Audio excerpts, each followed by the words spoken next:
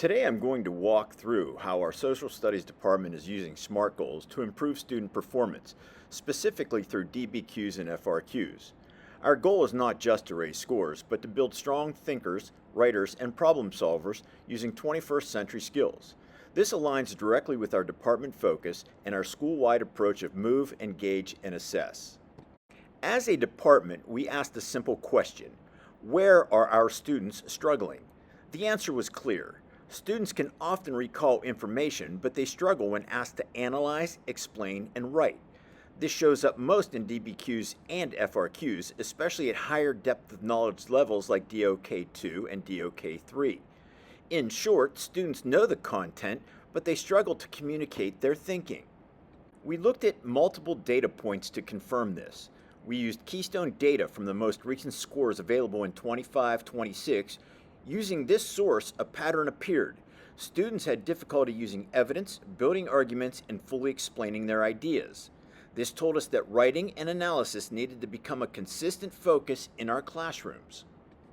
Based on this information, we developed our SMART goal. By the end of the spring semester, students will increase their average DBQ and FRQ scores by at least 10%, as measured by rubric-based assessments, through weekly practice, structured writing, and targeted feedback. This goal is a clear, measurable, and directly tied to student growth. This goal works because it follows the SMART framework. It is specific. We are focusing on DBQs and FRQs. It is measurable. We are tracking a 10% increase. It is attainable because we are building in weekly practice and supports. It is relevant. It aligns with Keystone success and real-world 21st century skills. And it is time-bound. We are working toward growth by the end of the semester. To reach this goal, we had to rethink how we teach. We focus heavily on 21st century skills: critical thinking, communication, collaboration, and the use of technology, including responsible use of AI as a support tool, not a shortcut. We also aligned to the question: how do we teach? We use real-world connections, structured writing, and strategies like Socratic seminars, direct instruction, and guided practice. Students are not just passive learners, they are actively engaged in the process. Our instruction is built around three key ideas: move, engage, and assess. Students move through activities, whether that is working at whiteboard desks in quadrants or participating in Socratic Circle. They engage through discussion, writing, and collaboration, and we assess constantly, using both formative and summative assessments to guide our instruction. Our main strategy is consistent practice with DBQs and FRQs. For DBQs, students use tools like bubble maps and flowcharts to break down documents. They analyze each source using the 8 themes of history: geography, economics, politics and war, technology, religion, social relations, and cross-cultural interaction. For FRQs, we start with thesis development. Early in the year, we focus on writing strong, clear arguments, then we build into body paragraphs, rebuttals, and conclusion. In order to achieve a higher level of critical thinking, AP World History students must first learn how to read and break down the question before they begin writing. Using this example, the first step is identifying what the question is asking them to do. Evaluate the extent to which World War II affected political structures in the period between 1939 and 1945. Students begin by underlining the word evaluate to recognize they must make a judgment using evidence, followed by double underscore the extent to show they must explain how much or how strongly something occurred. They then box World War II to focus on the specific topic. Then they single underline political structures to identify what is being affected, and finally circle the date range to stay within a correct time period. By doing this, students clearly understand the task and can begin writing with focus and purpose. One key expectation is that conclusions do not simply restate ideas.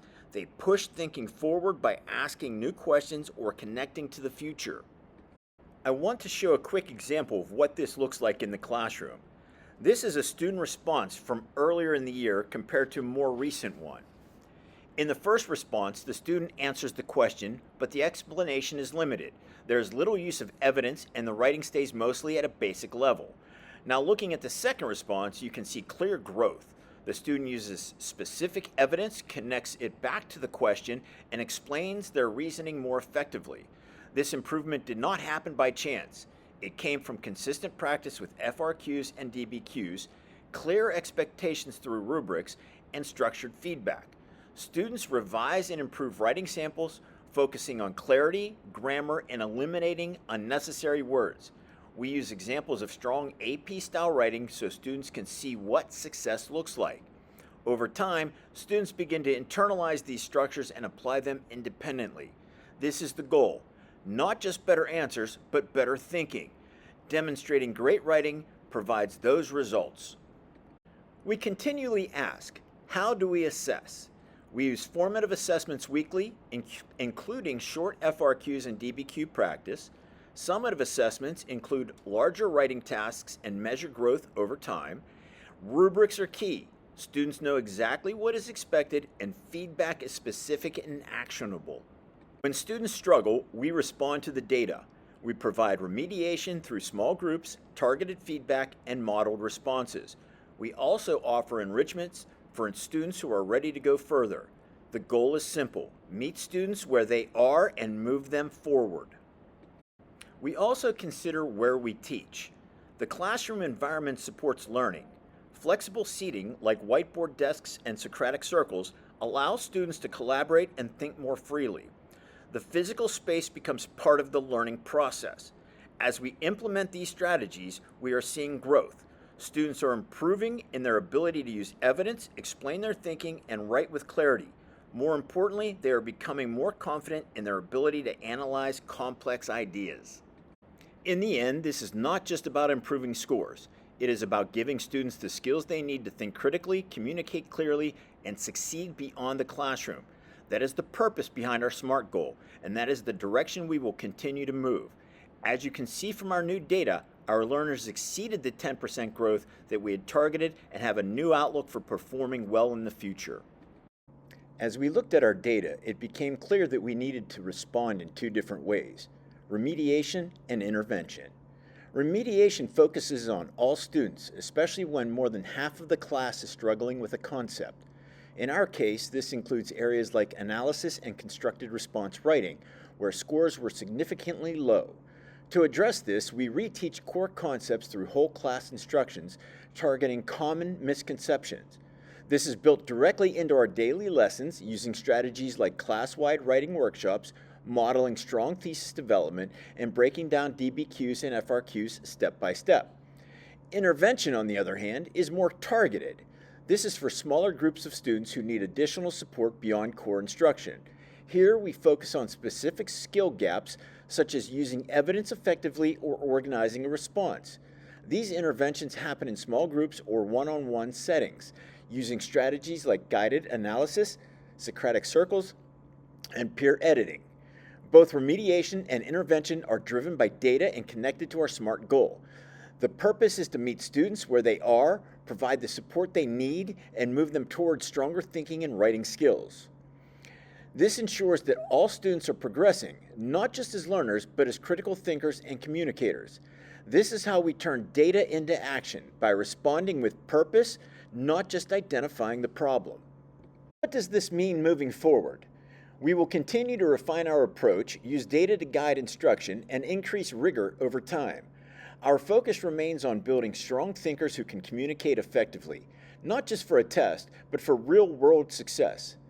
That's for all of you. For me, beach life and retirement. Have a good life, Mount Pleasant.